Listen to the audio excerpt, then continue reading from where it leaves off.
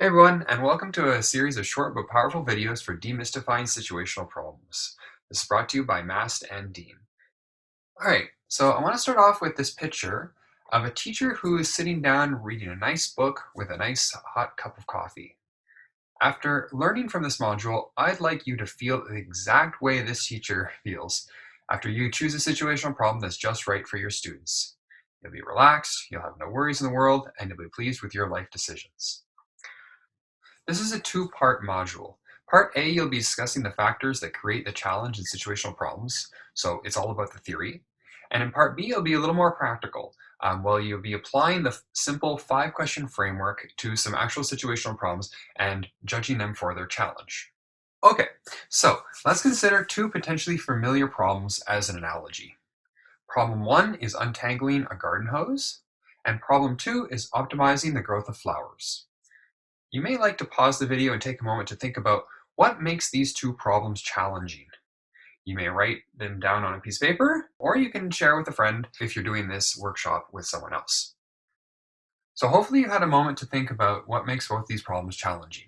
Now, they're both quite different in their nature. Both are problems you may encounter in a garden, but really they're getting at two different aspects of what makes something challenging. With respect to the untangling of the garden hose, you may have imagined, knots everywhere. It's a pile of scrambled up hose. There's a lot to decipher and figure out, and it's kind of unclear where the hose may even start or end. So solving this problem can be tedious, repetitive exercise will tend to make your arm hurt, right? You're just unraveling knots and trying to figure out what this whole mess is. The challenge in this type of problem is more due to the complicatedness, the messiness of the problem. Conversely, looking at problem 2, which is growing flowers or optimizing the growth of flowers, this will require some problem solving, but the challenge is not deciphering it exactly. The challenge comes from the understanding some of the factors that affect the growth of the plant. So, for example, the quality of sunlight, the plant's access to water, insects and wildlife in the area, maybe even the knowledge of seasons and how plants grow. You may even have to make a prediction and test your ideas out and wait to see what blossoms to really understand the connections. In contrast, we say this type of thinking is complex. So we have complicated thinking and complex thinking, and both of those together make the level of challenge. Okay, so let's extend this idea of complicatedness to situational problems. There are really two factors that you should consider. So the first is the constraints. The second part is how the information is presented. Okay, so let's go a little deeper into this one. So in terms of constraints, in situational problems, there tend to be a lot of constraints placed on the student. So some constraint examples are budget, the size of the room, the number of items in a package. Just by increasing the sheer number of constraints, you are increasing the complicatedness and therefore the challenge of the problem. What's nice is that these constraints can be limited. So you can really edit a problem and remove constraints or add constraints, depending on what you really want to get at. In terms of information, if the problem involves a large amount of text with strange context, the words are possibly even above grade level, there even could be multiple pages to flip through or just lists of bullets. And sometimes if the mode of representation is different, so there's lots of graphs, tables, text, diagrams, all those elements can create a challenge that ramps up quickly. So consider the way the information is displayed in the problem and how the students will react is critical for choosing a problem that is just right. Okay, so we talked about what makes it complicated. Now let's talk about what makes a situational problem complex. So I've limited it to 3 factors here for you to look for. So let's go a little deeper into the concepts. So are the concepts and processes themselves in the problem trivial, or are they complex concepts with even a high level of abstraction? And where are your students along that spectrum? Here's where you really have to know your students and their level of understanding with SIT problems and with certain concepts and big ideas. Have they made sense of these big ideas before? An example would be place value. Have they played a lot with place value?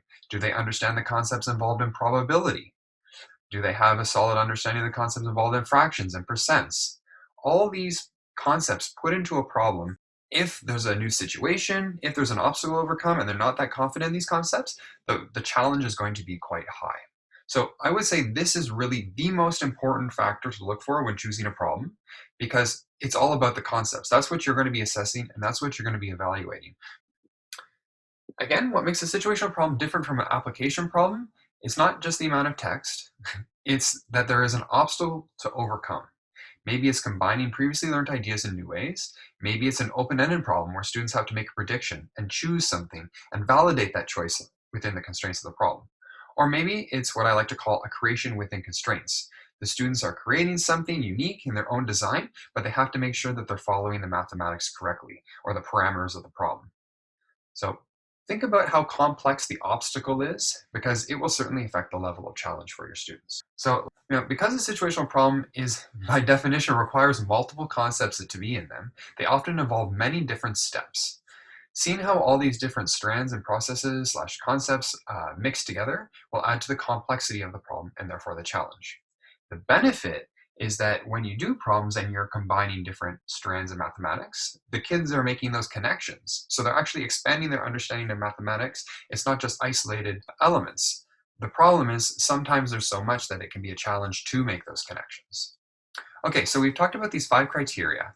There's the constraints to consider, the way the information is displayed, the concepts in the problem, the obstacles that have to be overcome, and the steps. So now what do you do with this newfound knowledge? Well, what you can do is you can analyze a situational problem. So you look at the problem, read it through, try and make sense of it, and then go through each of those criteria and give it a ranking. So you can say that it's too easy, just right, or too hard. So for example, you go through the problem and you would count the number of constraints. You'd say, oh, there are 30 constraints in this problem. That seems like a lot of constraints, and so I might want to reduce that number to make it just right. How is the information displayed? Is the information all over the place? Is that going to be causing the challenge? Or is it just right? You feel that the organization of information is appropriate for your grade level, then you don't touch it and don't need to worry about it. And then there's the other piece of the concepts, right? Are the concepts too challenging? Have you engaged in those in your classroom already? If the concepts are good, then you're good to go, because that's really the most important one.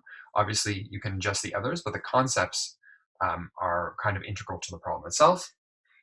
And we have the obstacles to overcome and the number of steps. So thanks for listening to this part of the video.